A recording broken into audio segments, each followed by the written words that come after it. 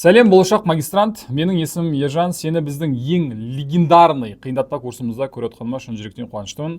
Бұл біздің екінші выпускымыз. То есть біз қиындатпа курсын жаңа ішіне лайфхактар қосып, тағы да біздің өзіміздің тәжірибемізден шыққан нәрселерді ішіне кіргізіп, қайтадан түсіріп жатырмыз. Сондықтан бұл сабақтар саған шынымен пайдалы болады деген ойдамыз, ниеттеміз. Қиындатпаның ішінде өзі аты айтып тұрған сияқты еш нәрсені қиындатпаймыз. Ағылшын тіліне байланысты курс болғандықтан өзім осы уақытқа дейін 2009 жылдан бері ағылшын тілімен айналысып келе жатқандықтан, оның ішіне өзімнің тәжірибемдегі ағылшын тілін үйренуге байланысты және магистратураға дайындайтын студенттердің алған ішінен опытымнан тек қана керекті мынаны көрдің, мынаны жаса, мынаны көрдің, мынаны белгіле, мынаны көретін болсаң, онда мынау дұрыс емес деген сияқты лайфхактарды ғана беретін боламын. Бұл жерде бізде 100 лайфхак болады. Сабақтардың ұзақтығы примерно 10-15 минут максимум болады. Және үшіншісі, біз бұл жерде бір сабақта уже 10 лайфхакты береміз. И сен уже сол 10 лайфхакты қолданғанның өзінде тесттің ішінде 10 балл алуыңа мүмкіндік бар. Сондықтан да мұқият тыңда, мұқият қара. Егер сен бұларды біліп алатын болсаң, тесттің ішіне келген кезде бүкіл база ауысып кететін болса да, сен негізін білгендіктен осы лайфхактардың арасында Құдай қаласа грантқа түсесің деген ниетпен жасап жатырмыз. Олай болса кеттік. Қиындатпаймыз. Қазір сіздерге қалай болатындығы жөнінде түсіндіріп беремін. Жалпы біз грамматикаға байланысты сұрақтар талқылайтын боламыз. Ең қиынды сол грамматика. И осы жерде бізде жалпы негізі тесттің ішінде кездесетін 21 тақырыбымыз бар. Сол 21 тақырыптарды жеке-жеке айтып өтіп сайын, ол adjective сын есімдер, adverbs үстеулер, nouns зат есімдер, numerals сын есімдер, modal verbs модалды етістер, conjunctions, союзы, орысша айтқан кезде pronouns, ол есімдіктер, word order, сөздердің тәртібі сөйлемнің ішіндегі articles, артиклдер, tenses, шақтар, prepositions, предлогтар, енді қазақ тілінде ол жоқ, word formation, сөздің жасалуы, сөз жасам, possessive case, ілік септігі, passive voice, одан кейін infinitive, одан кейін gerundy, одан кейін бізде келесі participle, енді қазақ тілінде жоқ болған кейін өздерінің аттарымен айтып жатырмын, бірақ оны лайфхактармен көрсеткен кезде жеңіл болады. Imperative mood, яғни бұйрық райы, синонимдер мен антонимдер, шартты сөйлемдер, шартты рай, яғни conditionals, және direct indirect speech, яғни төл сөз бен төлеу сөз деген ағылшын тіліндегі осы тақырыптардың барлығына Құдай қаласа сіздерге алдағы уақытта лайфхактарды көрсетемін. Все, поехали. Мұжбаймыз опять же чисто по делу. Ең бірінші лайфхак мынау. Егер сен сөйлемнің ішінде than деген сөзді көретін болсаң, онда міндетті түрде салыстырмалы шырайды ізде. Ол қандай салыстырмалы шырай? Ол жерде біз егер бір немесе екі буын болатын болса, er-ді қосамыз, ал екі буыннан көп болатын болса, онда просто алдына more немесе less деген сөзді қоямыз. Үшіншісі бар, ол бізде ережеге бағынбайтын сөздер, good, better деген сияқты, оларды алдағы уақытта тағы айтам. То есть, егер сен than көріп тұрсаң, онда сөйлемнің ішінен іздейтін нәрсең соңы er немесе more немесе less деген сөздерді. Қазір түсіндірем қалай екендігін. Мысалы, мына жерде сөйлемнің ішінде than тұр, значит мен er іздеймін, иә? Мына жерде бірінші вариантта уже тұр, shorter er тұр, болды. Яғни er дегенім ағылшынша айтып отырмын ғой енді, ғой қазақша айтқан кезде, иә? He is shorter than Mike, болды. А вариант дұрыс, ары қарай вообще қарауымның да қажеттілігі жоқ. Неге? Потому что бұл жерде than сөзін көріп тұрмын. Екіншісінде than тұр, я опять же, he knows English than his sister деп тұр. Than тұрған үшін good деген сөздің бұл жердегі бағана айттым, ережеден ауытқулар бар. Оның несі, екінші формасы ол better. Оны просто жатталу керек. Онда 8 бағана сөз бар. Сол 8 сөзді жаттап алатын болсаңыздар, тесттің ішіне спокойно оларды орнына қоя беретін болсыздар. Үшіншісі, this picture has бір нәрсе colors than that the second one. Яғни, than тұр, значит мен не іздеймін? Мен или er, или more, или less ді іздеймін, дұрыс па? Мына жерде more тұр. Неге more'ды қойып отырмын бұл жерде енді? Неге мен er'ді іздеп отқан жоқпын? Себебі cheerful деген сөз бір буыннан немесе екі буыннан тұрмайды. Ол 3 буын болып тұр. Сол үшін мен cheerful'дың орнына more'ды қоямын. Сонда біздің білуіміз керек нәрсе осы лайфхактың негізінде түсіндіре салайын. Мен просто бір сөзді көрдім, than деген сөзді көрдім. Сол than деген сөзді көргеннен кейін алдындағы ережедегідей er-ді іздедім, er-ны, немесе more, немесе less іздедім, немесе просто бағанағы 8 сөз жаттау. Ол сөздерді алдағы уақытта берем. Ол жөнінде уайымдамаңыздар. Так, екінші лайфхак. Ары қарай кеттік, созбаймыз. Егер сен the артиклін көретін болсаң, онда күшейтпелі шырайды ізде. иә, жаңа біз салыстырмалы шырайды айттық, яғни салыстыру деген сөз жақсырақ, күштірек, мықтырақ болатын болса, ал күшейтпелі шырай ол ең жақсы, ең күштісі, ең мықтысы деген сияқты нәрсе. Енді мен сөйлемнің ішінде the дегенді көретін болсам, иә, сын есімнің алдында, онда мен est, est, иә, қазақша айтқан кезде, немесе the most деген сөзді іздеймін, немесе бағанағы good, better, the best'in формасында ол the best іздеймін, яғни best іздеймін. Сонда получается the-ні көрсем est, немесе the most деген сөздерді қоямын.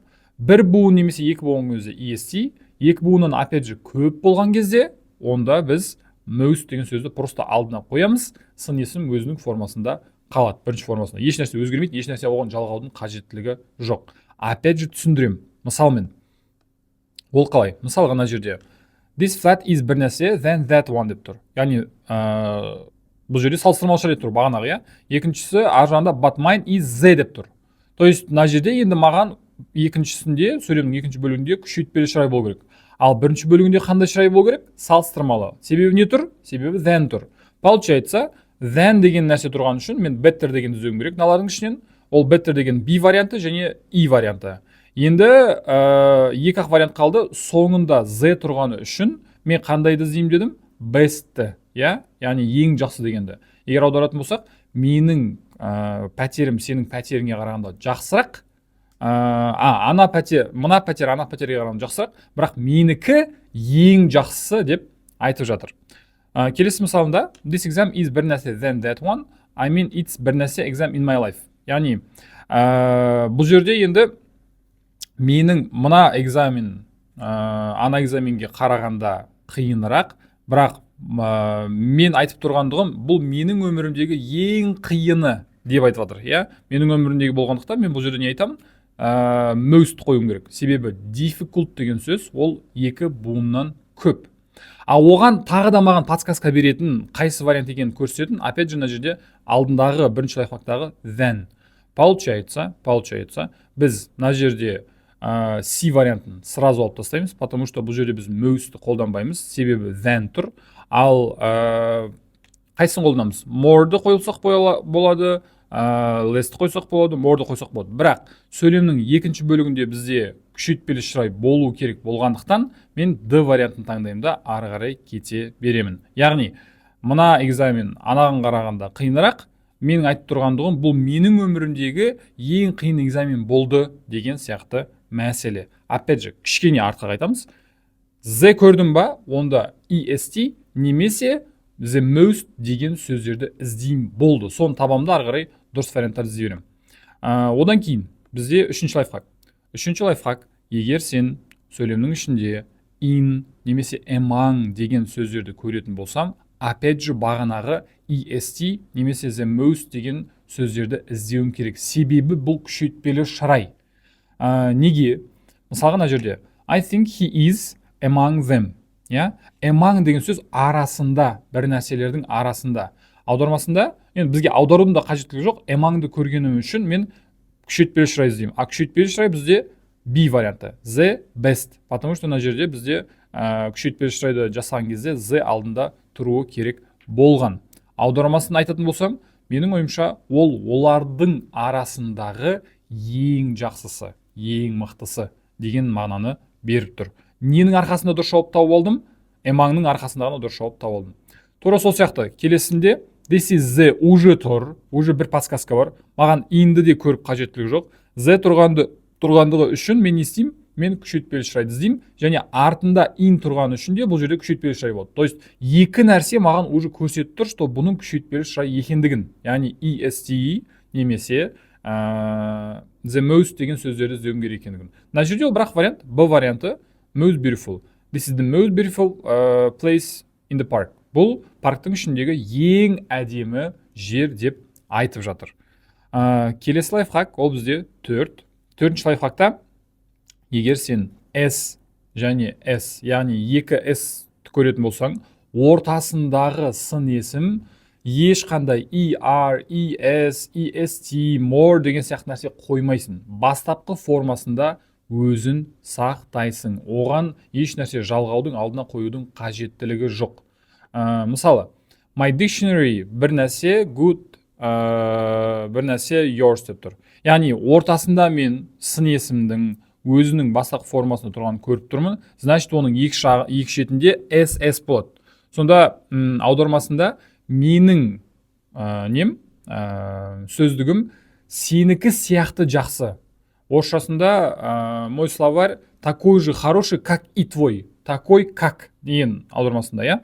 Получается, ортасында егер не болатын болса, бастапқы формадағы сын есім болатын болса, онда екі шетіне ss-ті қоя салам. Немесе керісіншесі, ss көретін болсам, ортасындағы сын есімім бастапқы формасында болады, және оған еш нәрсе жалғамаймын.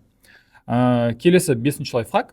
5-ші лайфхак бауырлар туралы айтып жатқан кезде elder, eldest болады. Older, older емес. Я, older, oldest емес.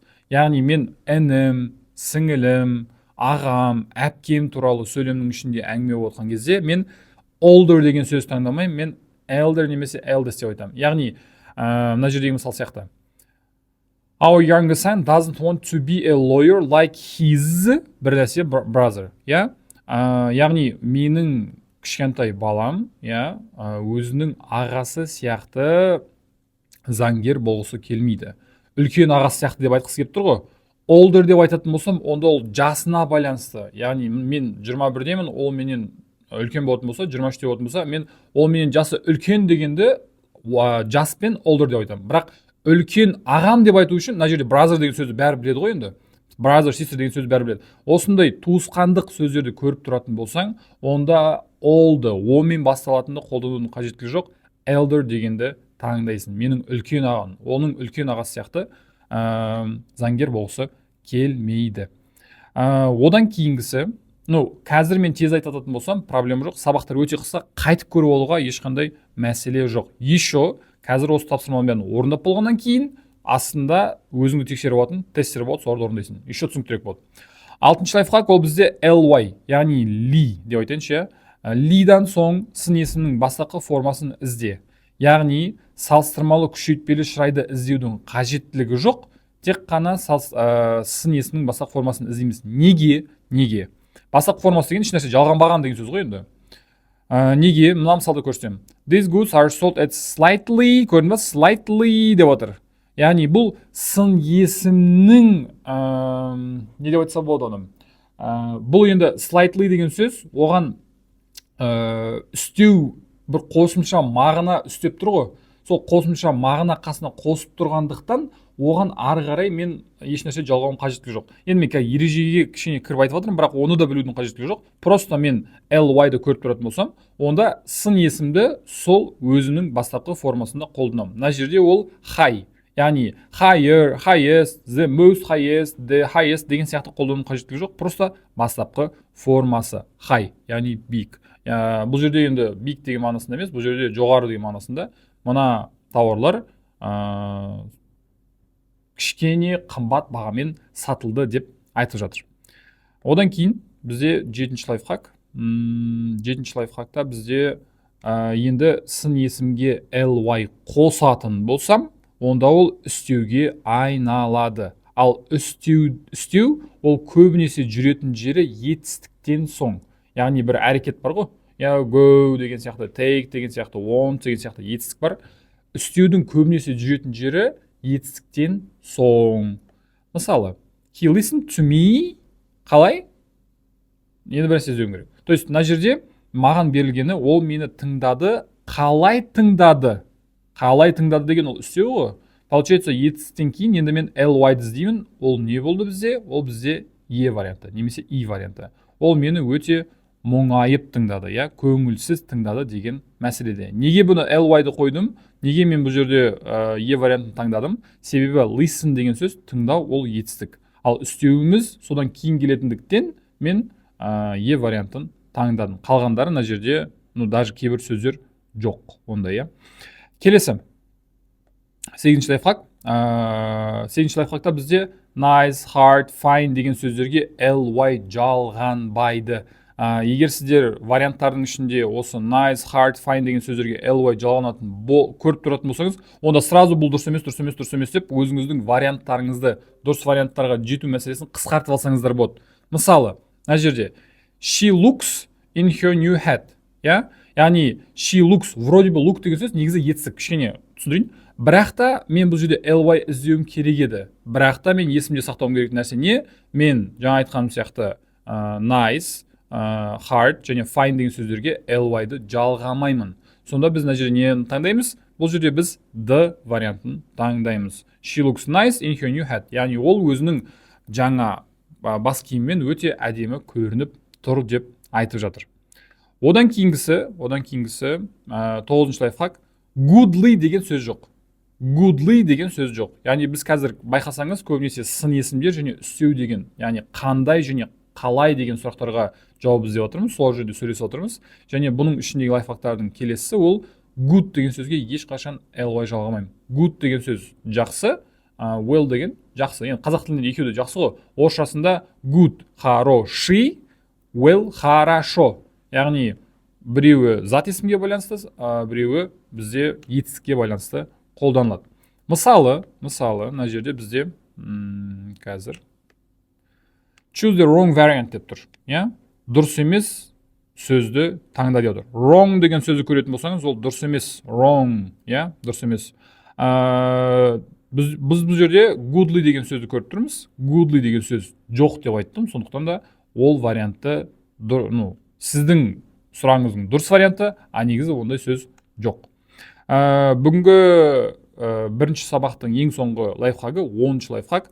Егер сен сөздің ішінде, сөйлемнің ішінде do, does, did деген сөздерді көретін болсаң, онда етістікке еш нәрсе жалғамайсың. Етістік тек қана өзінің ең алғашқы формасында болады. Go деген сияқты, want деген сияқты, Еркоштың баяғы бизнес по-казахски айтатын бар еді, I go to school деген сияқты, тұрыс сияқты.